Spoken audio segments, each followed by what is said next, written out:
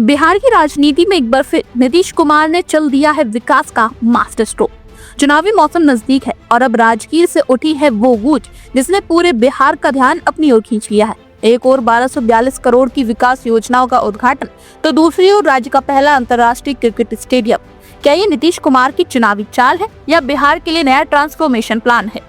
आइए जानते हैं पटना और नालंदा से बड़ी अपडेट्स यूपी न्यूज़ 9 के साथ। विकास योजनाओं का शिलान्यास। पटना से सटे नालंदा जिले के राजगीर में मुख्यमंत्री नीतीश कुमार ने करीब 1242 करोड़ रुपए की लागत की 48 विकासात्मक योजनाओं का उद्घाटन और शिलान्यास किया।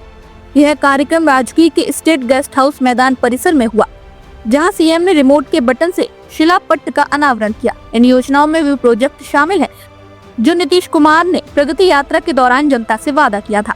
सरकार का दावा था कि इन विकास कार्यों से नालंदा जिले में सड़क, शिक्षा, स्वास्थ्य और बुनियादी ढांचे को नई दिशा मिलेगी, जिससे लोगों की जीवन स्तर में बड़ा सुधार होगा। उद्घाटन के बाद मुख्यमंत्री ने वहीं आयोजित संवाद कार्यक्रम में लाभुकों से सीधा संवाद किया। पेंशनधारियों, जीविका दीदियों, आंगनवाड़ी सेविका, सहायिका और अन्य लाभुकों ने प्रधानमंत्री का धन्यवाद करते हुए कहा कि सरकार की नई सामाजिक सुरक्षा नीति ने गरीबों और जरूरतमंदों के जीवन में राहत दी है।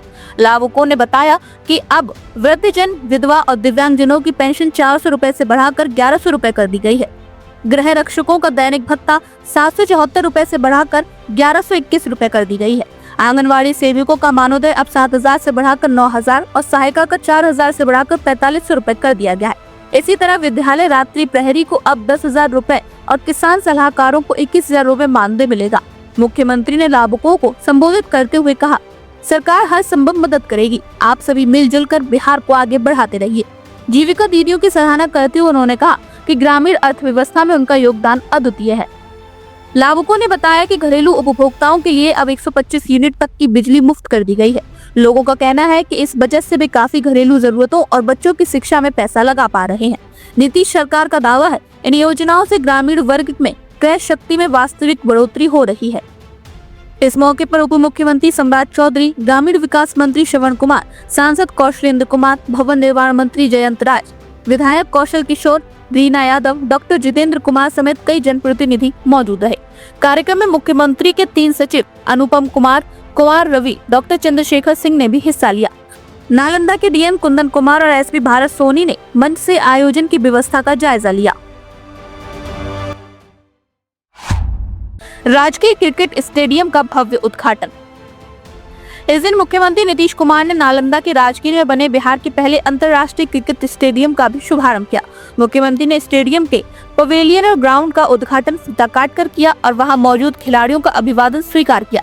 यह स्टेडियम 18 एकड़ भूमि पर बनाया गया है और इसमें 40,000 दर्शकों के बैठने की शानदार व्यवस्था की गई है। स्टेडियम पूरी तरह बीसीसीआई मानकों के अनुरूप है और अब अंतर्राष्ट्रीय मैचों के आयोजन के लिए तैयार है। स्टेडियम के पवेलियन भवन को G+5 मंजिलों में बनाया गया है। यहाँ खिलाड़ियों के लिए अत्याधुनिक सुविधाएं, कोच और मैनेजर के लिए आरक्षित लॉज और वीवीआईपी गैलरी भी बनाई गई है।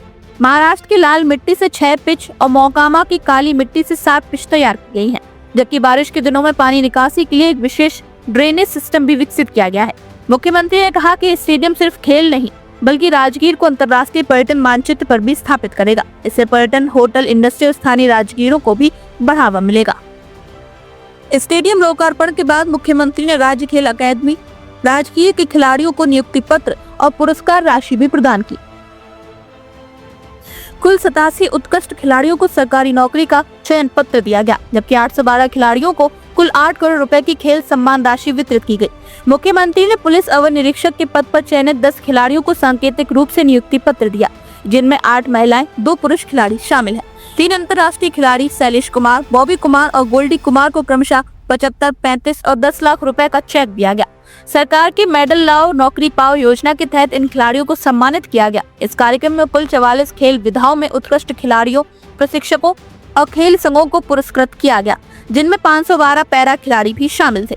सरकार ने 2022 से अब तक 285 खिलाड़ियों को 23.5 करोड़ रुपए की खेल सम्मान राशि वितरित की है।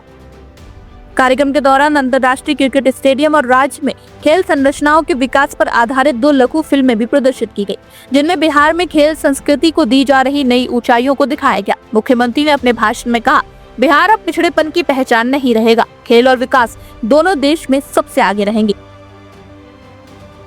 एक तरफ विकास की योजनाएं और दूसरी तरफ खेलों का नया युग, दोनों ही बिहार की नई दिशा का प्रतीक है। लेकिन सवाल ये भी उठ रहा है, क्या ये बड़े ऐलान जनता के दिल में भरोसा और वोट देने के लिए बनाए गए हैं, या फिर ये योजनाएं सिर्फ चुनावी मौसम की तैयारियां हैं? फिलहाल इतना तो तय है कि नालंदा से उठी ये गूंज अब पूरे बिहार में सुनाई दे रही है। राजनीतिक विश्लेषकों का कहना है कि राजगीर बन सकता है नीतीश कुमार के नए बिहार की लॉन्चिंग पैड। आप देख रहे हैं यूपी न्यूज़ 10, जहां हम हर खबर आपके लिए सबसे पहले, सबसे सटीक और निष्पक्ष तरीके से पहुंचाते हैं।